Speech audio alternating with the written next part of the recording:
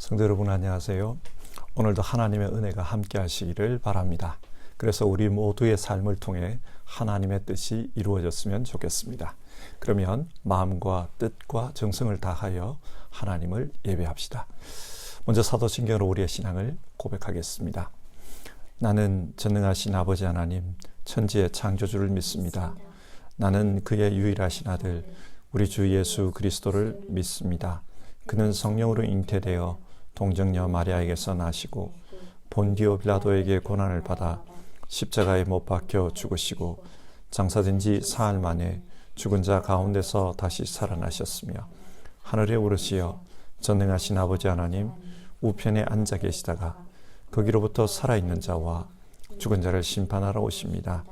나는 성령을 믿으며 거룩한 공교회와 성도의 교제와 죄를 용서받는 것과 몸의 부활과 영생을 믿습니다. 아멘. 오늘 함께 읽으실 성경 말씀은 고린도전서 15장 1절부터 11절까지의 말씀입니다. 주어진 성경 말씀을 받들어 읽겠습니다. 형제 자매 여러분, 내가 여러분에게 전한 복음을 일깨워 드립니다. 여러분은 그 복음을 전해 받았으며 또한 그 안에 서 있습니다. 내가 여러분에게 복음으로 전해드린 말씀을 헛되이 믿지 않고 그것을 굳게 잡고 있으면 그 복음을 통하여 여러분도 구원을 얻을 것입니다. 나도 전해받은 중요한 것을 여러분에게 전해드렸습니다. 그것은 곧 그리스도께서 성경대로 우리 죄를 위하여 죽으셨다는 것과 무덤에 묻히셨다는 것과 성경대로 사흘날에 살아나셨다는 것과 게바에게 나타나시고 다음에 12제자에게 나타나셨다고 하는 것입니다.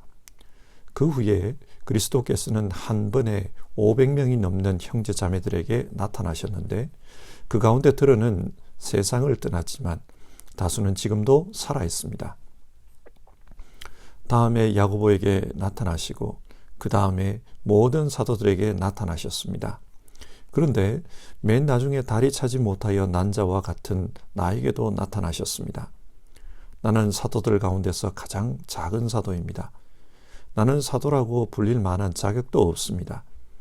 그것은 내가 하나님의 교회를 박해했기 때문입니다. 그러나 나는 하나님의 은혜로 오늘의 내가 되었습니다. 나에게 베풀어 주신 하나님의 은혜는 헛되지 않았습니다. 나는 사도들 가운데 어느 누구보다도 더 열심히 일하였습니다. 그러나 이렇게 한 것은 내가 아니라 나와 함께 하신 하나님의 은혜입니다. 그러므로 나나 그들이나 할 것 없이 우리는 이렇게 전파하고 있으며 여러분은 이렇게 믿었습니다.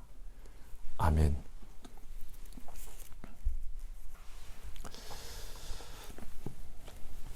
고린도전서 15장은 부활신앙에 대해 말씀하고 있습니다.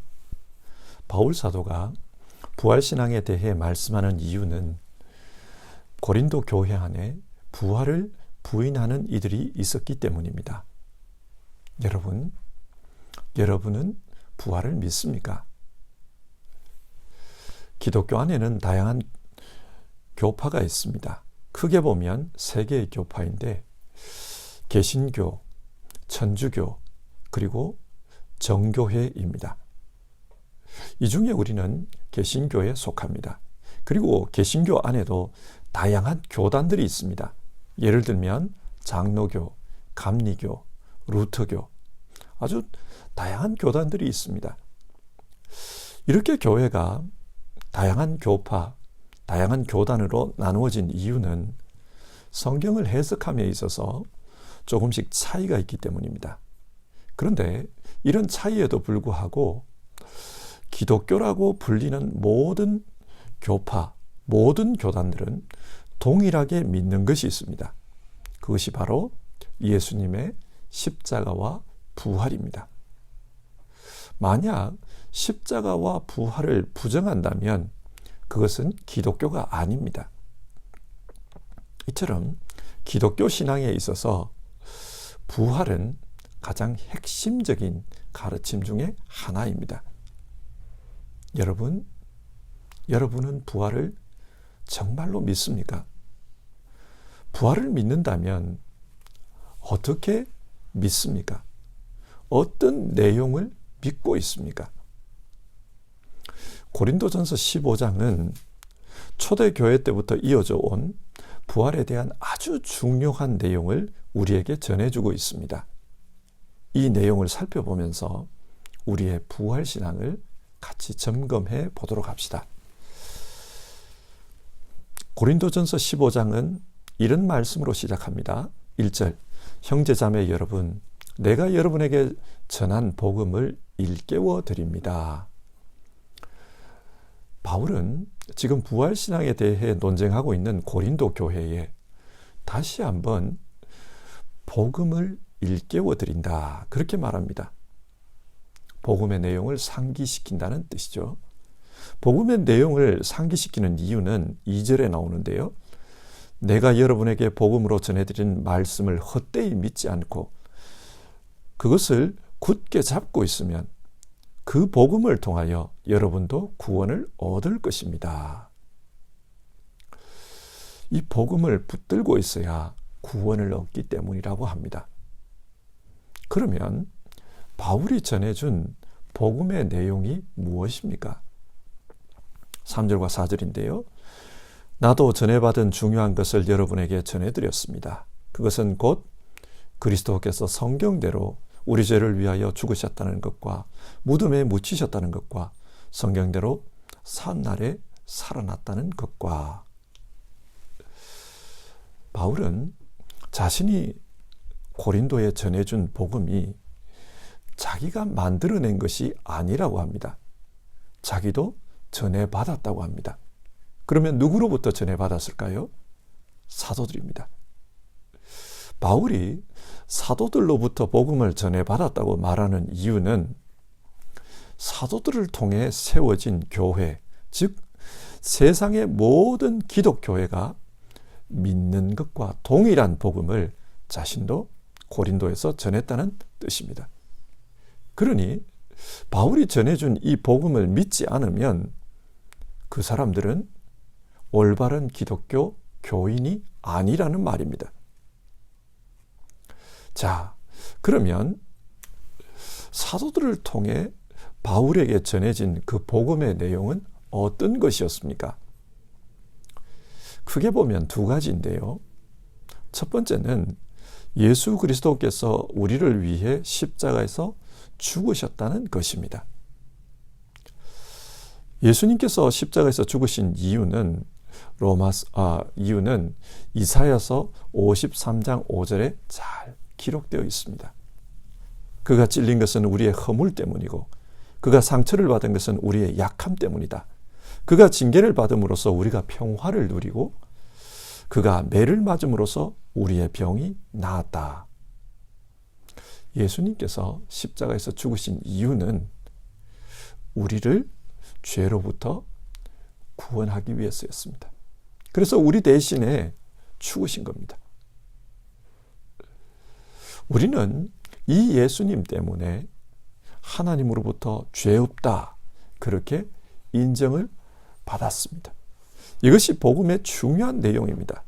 우리 모두는 이 믿음 안에서, 예수님을 믿는 이 믿음 안에서 의롭다고 인정함을 받게 되었습니다. 그리고 복음의 두 번째 내용은 예수님이 죽은 후 무덤에 장사되었다가 다시 사흘째 되는 날에 살아났다는 것입니다. 무덤에 장사되었다는 말은 완전히 죽었다는 뜻입니다. 장례식까지 끝났으니까요. 그 사람은 죽은 사람입니다. 그런데 죽은 지 사흘째 되는 날, 그날 다시 살아나셨습니다.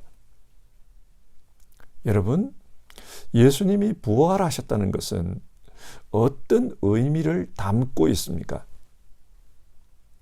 디모데전서 6장 15절과 16절을 보면 하나님이 어떤 분인지 하나님의 특성에 대해서 소개하는 말씀이 나옵니다. 하나님이 어떤 분인가?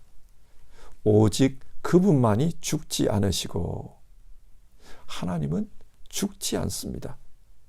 모든 생명의 근원이신 하나님은 결코 죽지 않습니다. 이것이 하나님의 특성입니다.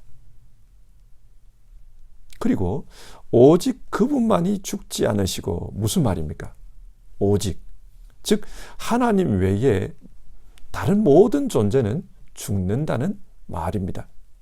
그런데 오직 하나님만 죽지 않습니다. 그러니까 죽지 않음, 이것이 하나님과 하나님 아닌 다른 존재를 구분하는 기준입니다. 그런데 예수님을 보십시오. 예수님은 분명히 죽었습니다. 사람이라는 말입니다. 그런데 죽음으로부터 다시 살아나셨습니다. 이것이 무슨 말일까요? 죽었는데 죽지 않았다. 예수님은 사람으로 이 땅에 오셨지만 하나님이셨다는 말입니다. 성경은 영원하신 하나님과 인간이 되신 하나님을 구분하기 위해 하나님의 아들이라는 표현을 사용합니다. 하나님의 아들, 이 말은 그는 하나님이시지만 그 하나님이 인간의 몸을 입고 이 땅에 오셨다, 그 뜻입니다. 예수님은 하나님의 아들입니다. 예수님이 하나님의 아들이라는 것은 또 무슨 의미를 가지고 있습니까? 예수님이 십자가에서 죽은 죽음은 진짜 성경이 말한 그대로 우리를 위한 죽음이었습니다. 그렇기 때문에 우리는 정말로 하나님 앞에서 죄 없다, 그렇게 인정받게 되었습니다. 이것이 사실입니다. 예수님께서 하나님의 아들이시기 때문에 이 모든 사건은 사실입니다. 예수님께서 우리를 의롭게 해주셨다는 것도 사실입니다. 우리는 이 일에 있어서 한 것이 아무것도 없습니다. 단지 하나님의 아들이신 예수님께서 우리를 위해 죽으시고 우리를 의롭게 해주셨습니다. 그렇기 때문에 이 말씀은 기쁜 소식, 즉 복음입니다. 우리는 아무것도 한 것이 없지만 예수님께서 우리를 의롭다, 죄가 없다, 그렇게 만들어주신 겁니다. 그리고 예수님이 말씀하신 것처럼 우리 역시도 부활할 것입니다. 하나님의 아들이신 예수님께서 말씀하셨기 때문에 우리 역시도 부활할 것입니다. 예수님은 우리에게 자신의 생명을 주셨습니다. 그래서 우리는 예수 생명으로 사는 사람입니다. 여러분, 예수 생명을 가진 우리가 부활한다, 이것이 무슨 뜻입니까? 앞에서 오직 그분만이 죽지 않으시고 하나님만이 죽지 않는다고 했습니다. 그런데 예수님을 믿는 우리, 예수 생명을 가진 우리도 죽은 후에 나중에 마지막 때에 부활할 것이다. 이 말이 의미하는 것은 우리도 영원한 존재가 된다는 뜻입니다. 그렇기 때문에 성경은 우리를 하나님의 아들, 하나님의 딸이라고 부릅니다. 우리 역시 마지막 날에 신의 성품에 참여하는 자가 될 것입니다. 그래서 이 부활 소식, 이 복음은 우리에게 좋은 소식입니다. 그런데 고린도 교인들 중에는 부활을 믿지 않는 사람들이 있었습니다. 왜 부활을 믿지 않았을까요? 아마 그들은 예수님이 진짜 살아났다는 증거가 있느냐, 그렇게 물었을 것입니다. 증거가 없기 때문에 믿을 수 없다고 했을 것입니다. 그래서 바울은 부활의 증인들을 소개합니다. 부활하신 예수님을 직접 목격한 사람들, 그 사람들을 소개하고 있습니다. 5절을 보시면요, 게바에게 나타나시고 다음에 12제자에게 나타나셨다고 하는 것입니다. 예수님은 부활 후 베드로를 비롯한 12제자에게 나타나셨습니다. 누가복음 24장에 따르면은 예수님은 그 제자들 앞에서 못 박혔던 손과 발을 보여주셨다고 합니다. 분명히 살과 뼈가 있었습니다. 유령이 아니라 정말 몸을 가지고 살아나신 겁니다. 그리고 그들 앞에서 음식을 드셨다고 합니다. 예수님은 분명히 몸으로 살아나셨습니다.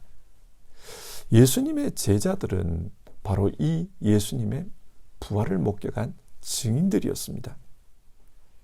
그리고 6절, 그 후에 그리스도께서는 한 번에 500명이 넘는 형제 자매들에게 나타나셨는데, 아마도 이 구절은 부활 성천하기 전에 많은 이들에게 나타나신 것을 가리키는 것 같습니다. 사도행전 1장에 따르면 예수님은 많은 사람들이 보는 가운데 승천하셨다고 합니다. 그때 부활하신 예수님을 많은 사람들이 본 것입니다. 만약에 부활하신 예수님을 혼자 보았다면은 사람들이 말하기를 그는 환상이다, 그렇게 말할 수 있습니다. 하지만 500명이 넘는 사람에게 동시에 나타나는 환상은 없습니다. 그러나 어떤 사람들은 이 말을 듣고도 그래도 나는 믿지 못하겠다, 그렇게 말할 수 있습니다. 그래서 바울은 그들 중에 다수는 지금도 살아있으니까 그들에게 확인해 보라고 말하고 있습니다. 부활이 확실하다는 말입니다. 그리고 7절, 야고보에게 나타나시고, 여기서 말하는 야고보는 예수님의 동생 야고보입니다. 예수님의 동생들은 처음에는 예수님을 믿지 않았습니다. 그도 그럴 것이 30년 동안 한 집에서 평범한 형으로서 또 평범한 오빠로서 그렇게 사셨습니다. 집에서 목수일을 하면서 그렇게 살았습니다. 그런데 어느 날 세례를 받으신 후에 집을 떠나고 또 사람들에게 하나님 나라를 가르칩니다. 그리고 많은 이적을 행하십니다. 사람들이 신기해했습니다. 어떻게 이런 이적이 일어나는가? 그러자 당시 신학자였던 율법학자들이 저 예수는 귀신이 들려서 저런 일을 한다, 그렇게 이야기했습니다. 그래서 예수님의 동생들도 정말 귀신 때문에 미친 줄 알았습니다. 그래서 예수님을 잡으러 다녔다는 이야기가 마가복음에 나옵니다. 그런데 그렇게 사람들을 가르치시던 예수님이 십자가에서 죽었습니다. 형제들은 당황스러웠을 것입니다. 로마의 반역자로 몰려 십자가에 죽다니, 어쩌면 우리에게도 반역자 가족으로서 불이익이 돌아오겠다, 그런 생각이 들었을 것이고 또 두려웠을 것입니다. 어쩌면 예수님이 미웠을 수도 있습니다. 그런데 그런 예수님의 동생 야고보가 훗날 예루살렘 교회의 중심 지도자가 되었습니다. 예루살렘 교회는 많은 유대인들이 죽이려고 달려드는 그런 박해받는 교회였습니다. 그런 박해받는 교회의 지도자가 된 겁니다. 여러분, 어떻게 이런 일이 일어날 수 있습니까? 야고보는 부활하신 예수님을 만났습니다. 이 만남은 야고보의 모든 생각을 바꾸어 놓았습니다. 죽은 자가 살아났다. 이것은 분명히 예수님이 하나님의 아들이라는 것을 의미한다. 야고보도 이것을 알았어요. 그래서 야고보는 박해받는 예루살렘 교회의 지도자가 된 것입니다. 생각해 보십시오. 예수님을 미워하고 원망하던 그 동생이 어떻게 교회의 중심 지도자가 되었을까? 만약 박수 받는 자리라면 내 생각, 내 가치관과 맞지 않아도 명예를 위해서 입장을 바꿀 수 있습니다. 그러나 고난 받을 것이 뻔한데 그 자리를 위해 내 삶의 가치관을 바꾸는 사람은 없습니다. 야고보가 교회 지도자가 된 것은 분명히 살아계신 예수님을 만났고 그 만남 이후에 모든 것이 변화된 것입니다. 예수님은 부활하셨습니다. 근데 이것이 끝이 아닙니다. 바울은 자기 자신이 부활의 증인이라고 합니다. 8절을 보면 맨 나중에 다리 차지 못한 나와 같은 사람에게도 나타나셨습니다. 처음에 바울은 교회를 핍박하는 자였습니다. 그리스도인들을 잡아 감옥에 넘기는 일을 했습니다. 그런데 그런 자신이 어떻게 사도가 되었는가?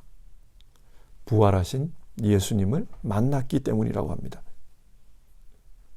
분명히 살아 있었습니다. 바울은 자기가 보았습니다.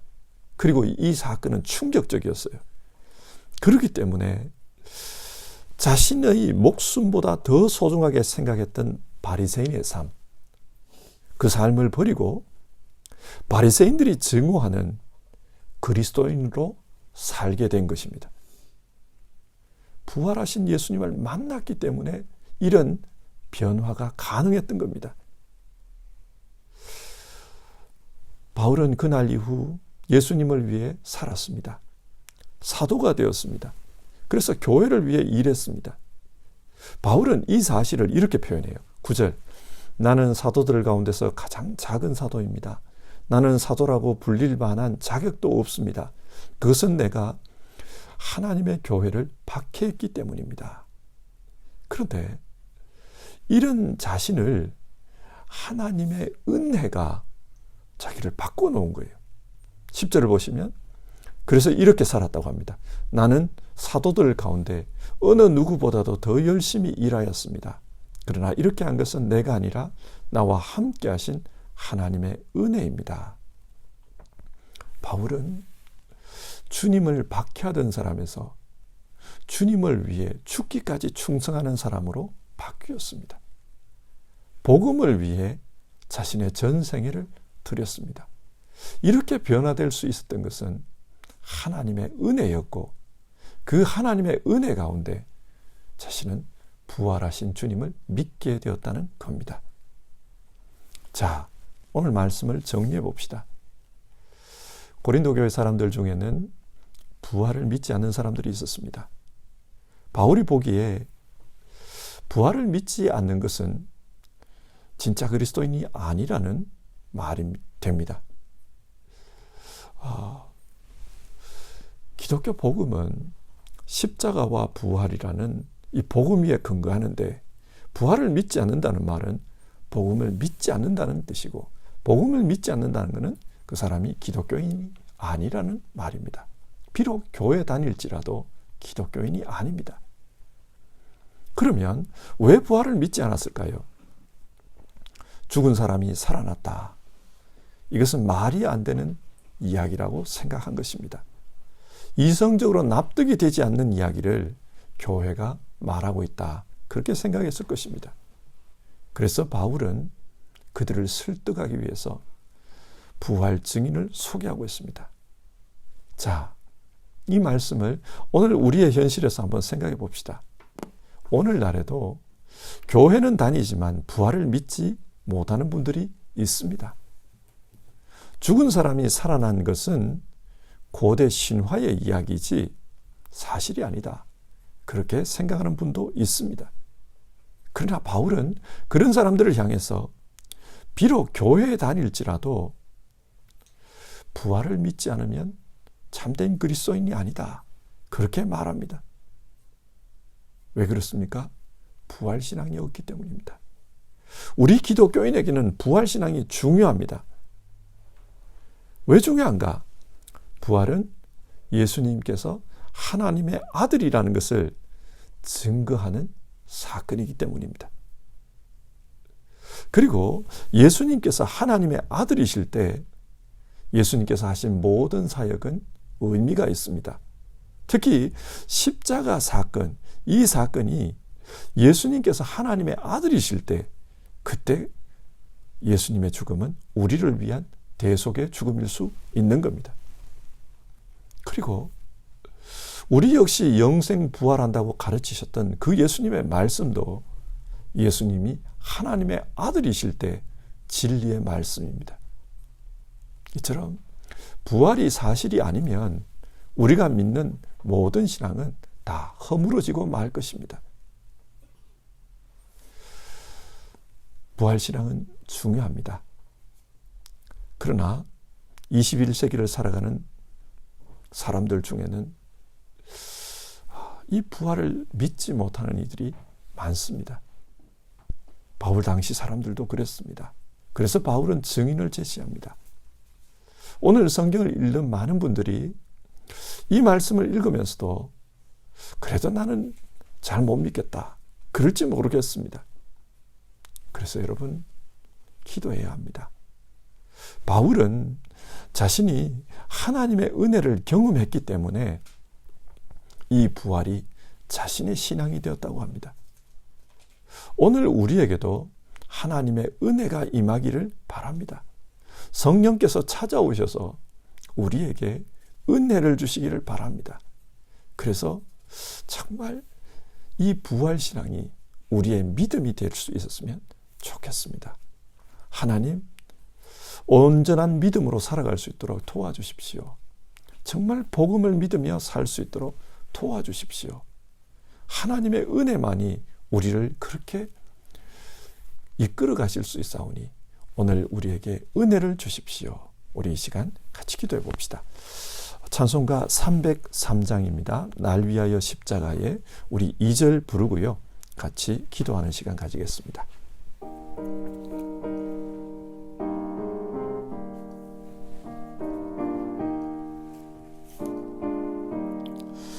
예수 안에 있는 우리 한량없이 즐겁고 주 성령의 위로함이 마음속에 차도다.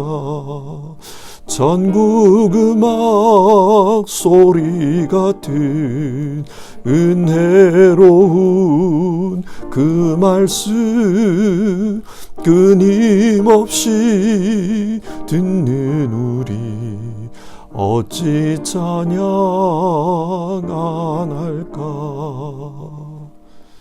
우리 이 시간 같이 기도합시다. 부활신앙은 우리에게 주신 복음입니다. 예수님의 죽음이 우리 죄를 속죄하는 죽음이었고 우리 역시도 예수님처럼 부활할 것이다. 이 말씀은 우리에게 복음입니다. 우리 모두 이 복음을 믿으며 살 수 있기를 기도합시다. 하나님, 우리에게 은혜를 주십시오. 은혜를 주셔서 이 복음으로 신앙하며 살게 해주십시오. 그리고 정말 부활신앙을 믿으며 우리의 장래에 대한 근심과 걱정들을 다 떨어내고 정말 하나님을 소망하는 가운데 살 수 있도록 도와주십시오. 우리 그렇게 기도해 봅시다. 주님, 도와주십시오.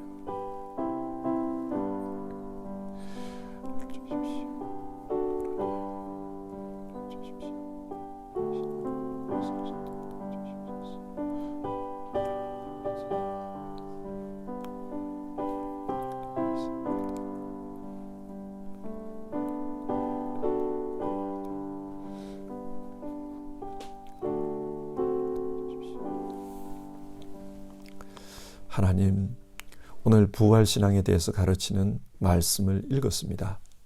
특별히 고린도 교인들 중에 부활을 믿지 못하는 이들에게 부활의 증인들을 소개하는 그 말씀을 오늘 우리가 읽었습니다.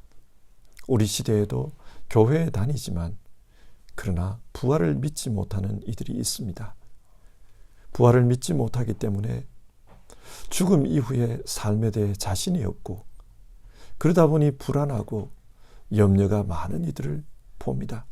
하나님 아버지, 정말 우리 모두 부활신앙을 가지고 미래의 소망을 하나님 앞에 두고 그렇게 살아가는 우리 모두 되게 하옵소서. 죽음이라는 것이 두려운 것은 사실이지만 그러나 그럼에도 부활이 있다는 것을 알기에 소망 가지고 사는 우리 모두 되게 하여 주시옵소서. 오늘도 정말 이 성경 말씀 읽으며 하나님의 은혜를 갈구하는 이들 도와주시옵소서. 믿고 싶은데 믿겨지지 않는 이들이 있거든. 하나님이여 도와주시옵소서. 하나님의 은혜가 임해서 온전한 믿음, 부활신앙으로 살아가는 우리 모두 될 수 있도록 도와주시옵소서. 하나님, 현실의 삶을 두고 걱정하거나 힘들어하는 이들, 염려하는 이들 있거든.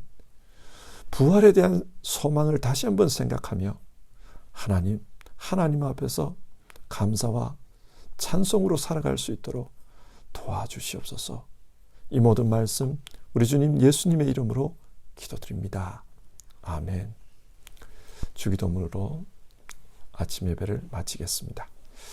하늘에 계신 우리 아버지, 아버지의 이름을 거룩하게 하시며 아버지의 나라가 오게 하시며 아버지의 뜻이 하늘에서와 같이 땅에서도 이루어지게 하소서. 오늘 우리에게 일용할 양식을 주시고 우리가 우리에게 잘못한 사람을 용서하여 준 것 같이 우리 죄를 용서하여 주시고 우리를 시험에 빠지지 않게 하시고 악에서 구하소서. 나라와 권능과 영광이 영원히 아버지의 것입니다. 아멘.